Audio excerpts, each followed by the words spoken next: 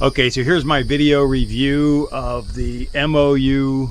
It's a 6 MOU or 6 mil action camera. Right underneath the front facing screen on the camera, it says 4K 60 action cam. That's all fine and good and all that and everything else. And I have a caveat here.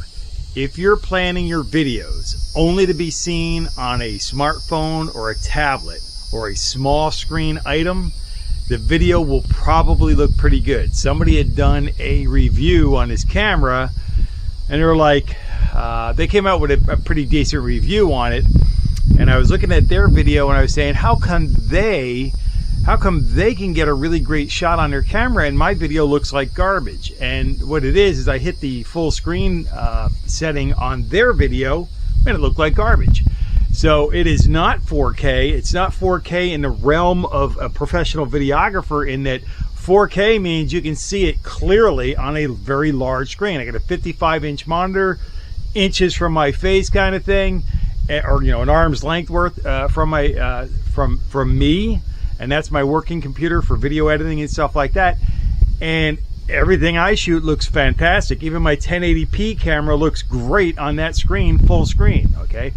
This camera full screen does not. It does not look anything remotely fantastic at all. When I see 4K on a 55-inch screen or a 70-inch screen, that should look really, really good. On a smaller screen, it will look better, and that's a fact, because we only need 4K and 8K and 16K. We only need those because the screens get bigger. And then you take an image and you stretch it out, something's got to give, and it's the image quality. But this camera here can shoot decent video, but only for a small screen. It's not what I would consider by any stretch of the imagination to be full 4K 60. This video right here is being shot at 4K 60. I shut off everything that's not mandatory and I put it up on a tripod. And I'm talking to the microphone kind of in a slightly elevated volume of voice, because that's the only microphone that I can see for now that I can connect to this thing, is the one that's built right into it. So that's another thing. So strike one was the image quality, and it's a big strike. Strike two was I can't connect any other microphone to it that has an option for a wireless microphone built into this, but I don't know, it's just I have a problem with that. And the third thing is I cannot connect external power to this.